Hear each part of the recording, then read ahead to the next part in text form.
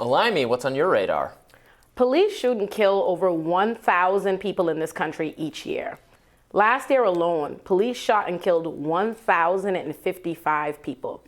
That's just counting who they shoot and kill and who they actually report as homicides, meaning George Floyd, Eric Garner, Elijah McClain, anybody police killed some other way but a gun, anybody like Ronald Green, whose murder they initially reported as a car accident, only for video footage of them killing him to emerge years later, they're not reflected in those numbers at all.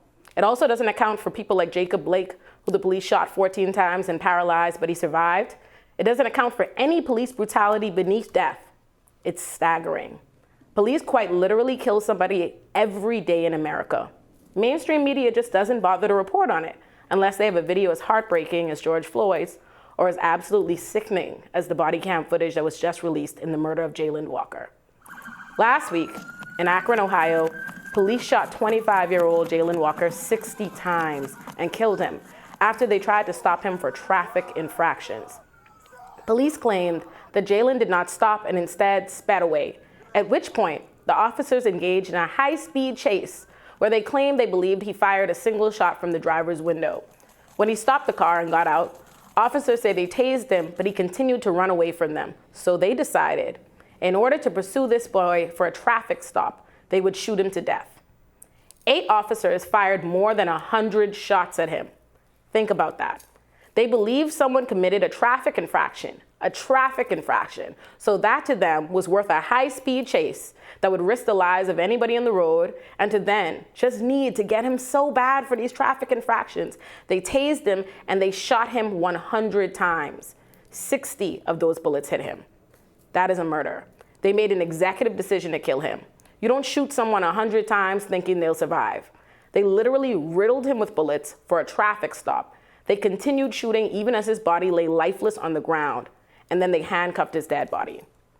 Much like in May of this year, when Kansas City police told Leona Hale, a 26-year-old pregnant black woman, to get on the ground in a parking lot, and she told them she couldn't because she was pregnant. So they shot that pregnant woman 12 times and handcuffed her as she lay bleeding on the ground. She fortunately survived the shooting, unlike 21-year-old Drayshawn Reed, who in 2020, Indianapolis police shot 13 times and killed while on Facebook live stream, then stood over his dead body and said, "That's gonna be a closed casket, homie," before handcuffing his dead body. For something so cruel, so unnecessary, and so unlawful, do you know what the consequences are? 8 officers murdered a boy for a traffic stop, and they are on paid administrative leave. Because this is routine. And in keeping with this routine, as is always the case when a black person is killed by the police, people who remain invested in a police state rush to vilify the victim and their actions. So in order to justify another police killing, let's discuss the law. In a case called Graham versus Connor, the court held that the question of whether an officer used excessive force requires careful attention to the facts and circumstances of the particular case, including the severity of the crime at issue, whether the suspect poses an immediate threat to the safety of the officers or others. The police weren't stopping Jayland for a violent felony or a felony at all. They weren't stopping him for a misdemeanor. In fact, they weren't even stopping him for a crime. They were doing a traffic stop for traffic infractions. There is a world where traffic stops don't warrant police to go on high-speed chases, where it doesn't warrant police to tase people, to shoot people, to kill people. And it's this one. It's this world. Did you know that in most states in America, police can't arrest adults for misdemeanor offenses without a warrant if they didn't witness the person committing the crime? Why, in that world, would it then be logical, sensible, lawful, or in keeping with a democracy that police be allowed to go on high-speed chases and tase and shoot people for traffic infractions? Why in that world does it even make sense that armed police officers be conducting traffic stops at all, especially when they repeatedly show us that they can't stop murdering people to do it? Do you know what would have happened if police had killed someone while chasing after Jayland? They would have charged Jayland with felony murder.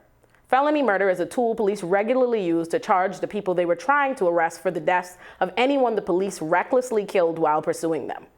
Felony murder is how Jagger Freeman was convicted of murder after the police shot and killed their own fellow detective while trying to arrest him for a robbery. Felony murder is why a 15-year-old Lakeith Smith was sentenced to 65 years in prison when he committed a robbery with his friend and the police shot and killed his friend. Think about this. Every year, we literally watch videos of police killing people. And in spite of our own eyes, they tell us it's not murder and they shouldn't be charged. But they'll gladly charge other people for the same murders they say weren't murders if we think for 1 second to hold them to the laws the rest of us are held to. To those who will say he shouldn't have run away from the police, I implore you to ask yourselves why a black man in America might run from the police. To ask yourselves why a black man in America might think a routine traffic stop could end his life. While you ponder it, I'd ask that you think of Philando Castile, Manuel Ellis, Maurice Gordon, Dijon Kizzee, or any of the countless black people who've met the same fate. To those who say he was armed, first, he was unarmed at the time police shot and killed him. He was running away with his back turned. A gun was retrieved from his car. Second, and most importantly, you need to decide once and for all whether you believe in the Second Amendment or you believe only that white people have Second Amendment rights. You cannot be the same people decrying government overreach, civil liberties, constitutional rights, and everything in between at the slightest suggestion that guns get more regulation to prevent mass shootings that have been perpetuated by young white men all over this country, to prevent children from being continuously murdered in schools. You cannot be the same people marching with your guns, taking photos like this with your guns. Now, insisting for the umpteenth time that any indication that a black person has a gun means police are justified in extrajudicial murders, even when they're legally owned, like they did to Philando Castile and Amir Locke. Why is it okay for police to kill black people if they even suggest that they think they might have maybe seen a gun? But yesterday, Robert Bobby Crimo, a white man, shot at least 30 people at a 4th of July parade yesterday, killing at least 6. And the police took him in without firing a single shot, and he also fled the police, armed with his weapons, after having killed people. Why are police so often able to take in even white mass shooters without harming a hair on their head, but 12-year-old Tamir Rice gets shot within seconds for having a toy gun? John Crawford gets shot and killed inside a Walmart for picking up an air rifle being sold at the store off the shelf. The city of Akron, like cities all over this country, have already shelled out millions and millions of taxpayer dollars on police brutality settlements because qualified immunity continues to protect police from any semblance of accountability while we continue to foot the bill. The city of Akron, like cities all over this country, responded to the police killing yet another black person by sending out militarized police into the streets to beat and arrest anyone who dare protest their continued killings. That, my friends, is a police state, and it's not making any of us safer. Well, look, I have a lot of agreement with what you said. Qualified immunity must be gotten rid of. It's terrible. Individual police should be accountable for the things they do.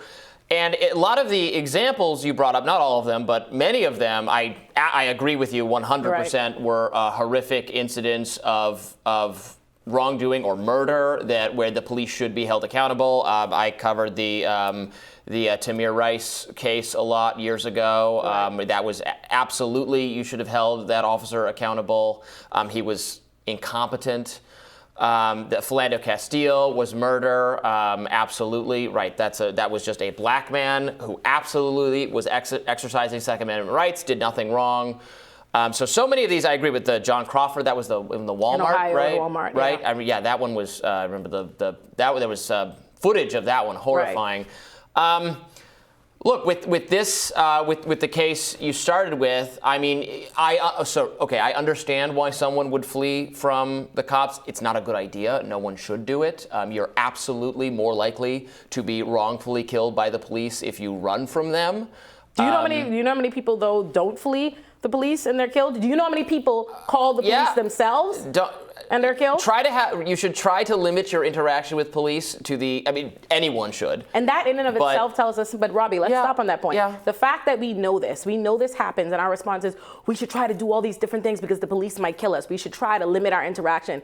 That is a problem. We shouldn't live in a world where the people that we hire, the people that we put our money into, the people we are I agree. We are afraid of them. We are trying to figure out how can we best accommodate our fears of them, our justified fears, and protect ourselves from what is an over policing response, which likely ends in murder. That shouldn't be the world. There shouldn't be a further from there. The fact that we know that is the biggest issue, is what I'm saying. Well, look, I probably want certainly less military enforcement, less police enforcement of, yes, routine traffic incidents. I got a ticket last week for a speeding camera. Just got mailed to my house. No one had to stop me. I was pretty livid when I opened the mail, but that's my thing. More of that kind and that can be done. Or just less in general of enforcing. And that can be done. And so often, listen, I disagree with you, I represent so many black people for traffic infractions that are not crimes. They will not be resolved as crimes, but yet the police chose to pursue them, to arrest them, to put them in jail, to have them go through the criminal court system. You can't, if you're being pulled over, you have to be pulled over. You can't. I would distinguish some of these incidents, like the killing of George Floyd, where it was wrongful because he was already in custody. He was not a threat to anyone, and then they pressed him down and kneed on him until he died. Did we cover when someone's fleeing, when someone's running? I'm not saying he should have been gunned down, or even that the interaction should have occurred at all. But it is wrong to flee from the police. Okay, you should not do that. It's wrong for police to murder people. In a world, yes. No, hear me out. There's no reason why, and that's the problem with this society we're having now. There's no reason why in a story where we hear that police pursued someone and shot someone 100 times, 60 hit them, why are we focusing on these? You mentioned some of these were robberies. Yes, I do think the police should arrest people for robberies. You're talking about Lakeith Smith and Jagger Freeman, right? I wasn't talking about whether or not they should be pursued for robbery. I'm talking about the fact that in pursuing them for robberies, police then decided to kill other people and then charge them and hold them responsible for those murders. That's what the topic of discussion is. I don't know that I'm against that.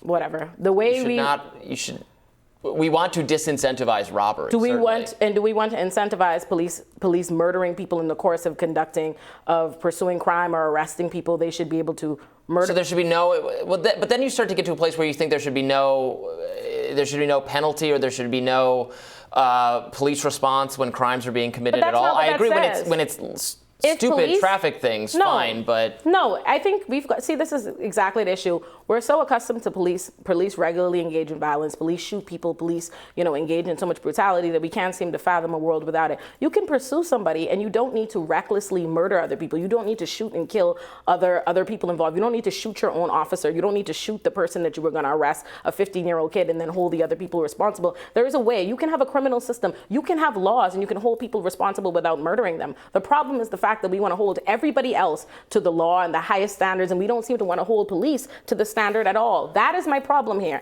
This could have been done, whether or not you want to stop him for a traffic stop, okay. Whether or not you say he commit this traffic infraction, okay. Whether or not you say he shouldn't have run, okay. But why are you shooting and murdering the boy for what you know was a traffic infraction? I'm very, very critical of police behavior. I want more accountability from the police. I think they did the wrong thing in a lot of these incidents.